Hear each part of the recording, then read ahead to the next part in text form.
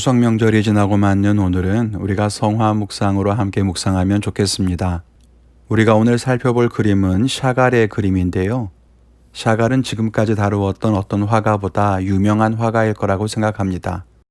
그가 누구인지는 잘 모르고 또 그림은 잘 몰라도 이름은 한 번쯤 들어보셨을 겁니다.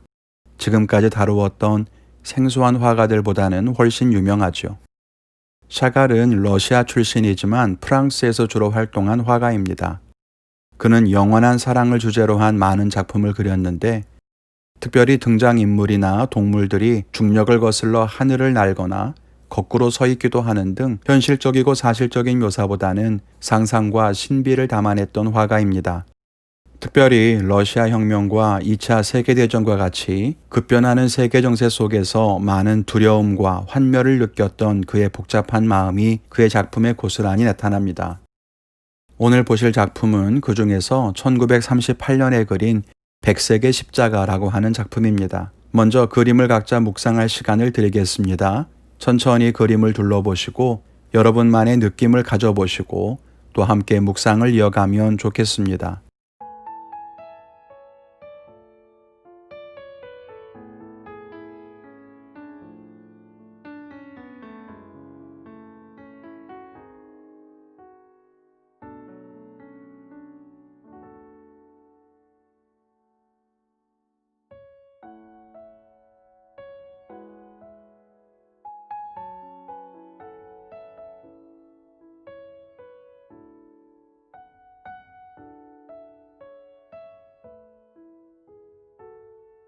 첫째는 주님은 우리의 고통 가운데 함께 하신다는 겁니다. 예수님의 성육신은 이전에도 또 그 이후로도 상상할 수 없는 놀라운 사건입니다. 하나님이 사람이 되어 이 땅에 오셨고 사람의 죄를 대신하여 죽으셨으니 말입니다. 그래서 우리의 신앙에는 주님이 우리와 함께 하신다는 임마누엘의 믿음이 굉장히 큰 부분을 차지합니다. 다른 종교나 철학에는 높이 있는 지고한 신에게 인간들이 희생하고 복을 비는 것으로 신앙을 표현하지만 우리가 가진 믿음은 하나님이 우리에게 찾아오시고 우리 삶 속에 함께 하신다는 특이한 믿음이 있습니다. 하나님이 우리 곁에 우리와 같은 모습으로 살아가신다는 성육신의 신비는 예로부터 모든 민족, 모든 성도들에게 큰 힘이 되었습니다. 그래서 믿음의 사람들은 예수님을 자기의 모습 안에서 이해하곤 했습니다. 그것을 토착화라고 하기도 합니다. 토착화란 어떤 사상이 그 지방에 맞게 동화되어 뿌리를 내리는 것을 말하는데요. 쉽게 말하면 복음이 전파되어 갈 때 유럽에서는 유럽의 스타일로, 미국에서는 미국의 상황에 맞게, 일본, 중국, 또 우리 대한민국에서는 그에 맞는 문화나 관습에 녹아들어 뿌리 내리는 것을 의미합니다. 카투사로 미군 부대에서 군복무를 할 때에 한 흑인 장교의 집에 초대되어 방문했던 적이 있습니다. 그런데 그 집에 예수님의 그림이나 조각상들에 죄다 흑인의 모습을 한 예수님이 있어 깜짝 놀란 경험이 있습니다. 나중에 알게 됐습니다. 그게 토착화 신앙이라고 하는 걸요. 어떤 부분에서는 복음이 변질되는 거 아니냐 우려하는 목소리도 있지만 결국 성육신이라고 하는 것이 이 땅에 찾아오시는 것을 의미한다면 그래서 예수님이 이스라엘이 아니라 우리나라에 오셨다면 어떤 모습이었을까 생각해 볼 수도 있을 것 같습니다. 예술작품 속에서도 이런 특징은 잘 나타납니다. 예수님이 태어나신 성탄을 그린 작품들을 볼까요? 이 그림은 딱 봐도 아프리카 쪽에서 그린 그림인 것을 알 수 있습니다. 만일 예수님이 이스라엘이 아니라 아프리카의 한 민족을 택하여 태어나셨다면 아마 이런 모습이었을 겁니다. 그런데 예수님의 탄생과 그 성탄의 이야기를 자기들의 문화와 관습 속에 표현하니까 훨씬 더 이해가 잘 되었던 거죠. 목동들이 찾아와서 경배하는 모습도 보입니다. 이건 일본의 그림입니다. 뒤에 후지산도 보이고요. 일본 전통 복장을 입은 요셉과 마리아도 보입니다. 이건 중국의 그림인데요. 동굴인 것처럼 보이는데 그 안에 아름다운 꽃들이 피어 있고 밖에는 눈이 오는 장면이 그려진 것이 특이합니다. 이것은 운보 김기창 화백이 그린 우리나라의 성화입니다. 전통식 외양간에 소와 말, 닭과 볏집이 보이지요. 이런 그림을 보면서 예수님의 탄생이 어떤 분위기였을지 쉽게 이해할 수 있다는 거죠. 사람들은 그렇게 자기의 환경과 관습의 틀 안에서 성경을 읽고 예수님을 이해합니다. 오늘 본 샤갈의 백색 십자가 역시 그렇습니다. 예수님의 십자가 하면 우리가 쉽게 떠올리는 이미지, 즉 십자가에 달리신 예수님, 양옆에 두 강도, 슬퍼하는 여인들, 로마 병사들, 그런 모습은 보이지 않습니다. 예수님의 십자가가 2000년 전에 골고다에 세워진 것이 아니라 오늘 화가인 샤갈이 경험하고 있는 자기의 내면과 또 자기가 살고 있는 세계 위에 세워진 거죠. 그곳이 어떤 곳일까요? 그림을 살펴보겠습니다. 예수님의 십자가 오른쪽에 불타고 있는 건물은 유대인의 회당입니다. 그 문 앞에 완장을 찬 사람이 보이시죠? 사람들은 이것이 나치라고 생각합니다. 즉 독일 히틀러와 나치 일당에 의해서 유대인 회당이 불타고 있는 것을 그린 겁니다. 그 앞에는 회당에 있었을 법한 그 집기들이 뒹굴고 있는 것이 보입니다. 또 그 아래에는 율법을 상징하는 유대교 경전인 토라 역시 불타고 있는 것처럼 그려지고 있죠. 왼쪽에는 붉은 깃발이 보이시죠?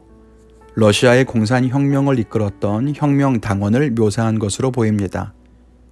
그리고 그 아래 집들이 뒤집혀 있고 불에 타고 있습니다. 혁명으로 인해서 혼란스러운 자기의 고향 러시아를 보여줍니다. 그 아래 배를 타고 있는 사람들은 유대인들인데요. 피난을 가고 있는 중입니다. 피난 가는 유대인들의 모습은 예수님의 십자가 아래에도 그려지고 있는데 토라를 안고 도망치는 사람, 자루를 들고 달려가는 사람, 또 아이를 안고 달래는 여인의 모습도 그려져 있습니다. 그림을 보면 혼란과 파괴, 이념과 폭력으로 얼룩진 샤갈의 삶의 한가운데에 예수님의 십자가가 세워진 것입니다. 예수님은 세상의 고통 때문에 십자가를 지셨습니다. 인간의 탐욕과 폭력으로 인한 모든 고통을 담당하시기 위해서 십자가 위에서 죽으셨습니다. 예수님을 십자가에 못 박은 건 역시 인간의 욕심과 폭력 때문이었지만 동시에 예수님은 그런 우리들의 욕심과 폭력을 위해서 그로 인해 생기는 고통과 상처를 해결하기 위해서 십자가에서 죽으셨습니다. 지금도 우리는 고통을 당하고 있습니다. 코로나로 인해서 경제가 다 무너지고 생업이 쓰러져 갑니다. 저 그림처럼 불타고 뒤집어지고 나뒹굴고 있지요. 피난을 떠나는 심정, 울고 있는 아이를 달래는 마음뿐입니다. 그 속에서 폭력을 일삼으며 자기의 이념만 소리쳐 선동하는 사람들도 있습니다. 세상이 고통뿐인 것 같지요. 또 우리의 믿음도 불타버리는 것 같습니다. 그런데 그 속에 주님의 십자가가 있습니다. 모든 것을 아시는 주님이 그 가운데 계십니다. 그리고 우리를 위해서 귀한 피를 흘리고 계십니다. 예수님의 그 피가, 그 죽으심이 우리를 살게 하는 것을 우리가 다시 한번 기억해야겠습니다. 둘째는 회복과 소망은 십자가 안에 있다는 것입니다. 예수님의 십자가는 언제 보아도 무력해 보입니다. 샤갈의 그림에서도 눈을 감고 고개를 떨군 예수님의 모습은 모든 소망이 끊어져 보입니다. 끝이 났지요. 그런데 하늘로부터 십자가를 향해 예수님을 향해 빗줄기가 내려옵니다. 그리고 예수님의 발 아래에는 하나님의 임재를 상징하는 등불이 켜져 있습니다. 원래 성막에서부터 거룩한 성전의 안에는 하나님의 임재와 은혜의 빛을 상징하는 촛대가 항상 불을 밝히고 있었는데 그것이 바로 이 메노라입니다. 7개의 초가 불을 밝히고 있죠. 그림에서는 6개밖에 없긴 하지만 아무튼 저 위에는 유대인 회당에서 나뒹구는 메노라가 보이시죠? 회당 안에 있던 초는 꺼져 있는데 여기 십자가 아래에는 꺼지지 않는 초가 있습니다. 마치 십자가에 하나님의 임재가 있는 것처럼 말입니다. 사실 여기에서 우리는 한 가지 사실을 주목해야 합니다. 이 샤갈이 러시아에서 태어난 유대인이었다는 사실입니다. 유대인으로서 그는 나치와 공산혁명 사이에서 큰 고통을 겪는 자기 민족의 현실을 보았을 겁니다. 그런데 그는 자기의 이런 고통 속에서 그리스도의 십자가를 그려놓았습니다. 이게 왜 이상한지 아시겠습니까? 유대인은 예수님을 믿지 않기 때문입니다. 예수는 그저 수많은 거짓 선지자 중 하나일 뿐입니다. 유대인들에게 예수는 실패한 선지자에 불과하지요. 그래서 예수를 못 박아 죽인 거 아니겠습니까? 그런데 이 그림에 보면 유대인들의 아픔과 고통 속에 그리스도의 십자가를 그려놓았다는 것입니다. 아이러니한 일이지요. 자료를 찾아보고 또 외국 사이트에도 들어가서 확인은 해봤지만 샤갈이 어떤 의미로 예수님의 십자가를 그렸는가 명확한 답을 찾지는 못했습니다. 유대인들의 핍박과 괴로움의 원인이 예수를 죽인 것 때문이라는 건지, 유대인의 고통 속에서도 침묵하는 무력한 예수에 대한 원망인지 알 수 없었습니다. 그런데 제가 그림을 보며 느낀 것은 이 고통 속에서 하나님의 임재의 빛이 꺼지지 않고 있다는 것, 그리고 그것은 그리스도의 십자가 위에서 완성되는 것처럼 보인다는 거예요. 유대교의 회당은 불탈 수 있습니다. 그러나 예수님의 십자가를 사라지게 하지 못합니다. 성전 안에 있던 메노라도 꺼지고 토라 두루마리도 불타고 다 사라져가지만 거룩한 임재의 불은 여전히 타오르고 있습니다. 사람들은 두려워하고 피난을 떠나지만 그리스도는 당황하지 않고 여전히 십자가 위에서 이 땅을 위해 피 흘리고 계십니다. 그것이 이 땅을 구원하고 살리는 유일한 길이라고 하는 것을 아시는 것처럼 말입니다. 왜 불을 끄지 않으시는가? 왜 도망가는 자들을 구하지 않는가? 왜 지금 당장 손 내밀어 구원하지 않는가?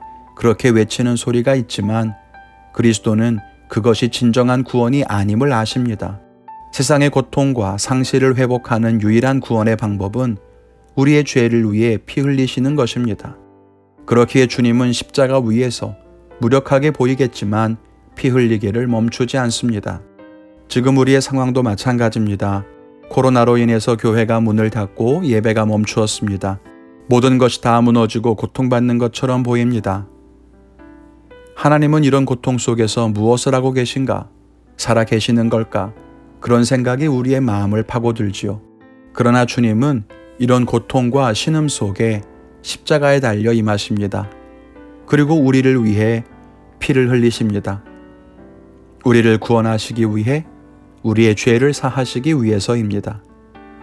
지금 우리에게는 환경이 주는 어려움과 두려움이 가득합니다. 그러나 하나님의 거룩한 임재의 빛은 꺼지지 않았습니다. 그리스도는 지금도 고통받고 신음하는 우리 가운데 계십니다. 그 십자가의 그리스도가 우리를 위해서 피 흘리고 계십니다. 우리는 그분을 의지해야 합니다. 그분에게 유일한 소망이 있기 때문입니다. 그림 속에서 성전은 불타고 있습니다. 토라도 사라져갑니다. 집도 일터도 다 흔들리고 있습니다. 사람들도 다 흩어집니다. 딱 지금의 모습이죠. 그러나 그 속에 우리 주님이 계십니다. 그 주님을 의지하여 우리는 이겨낼 수 있습니다. 떠나는 것 같아도 다시 모으실 것이고, 잃어버린 것 같아도 다시 찾게 하실 것이고, 무너진 것 같아도 다시 세워주실 것입니다. 그리스도를 의지합시다. 그리고 다시 일어납시다.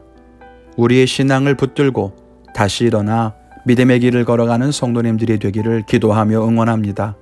오늘도 주님과 함께 승리하시기를 주님의 이름으로 축원을 드립니다.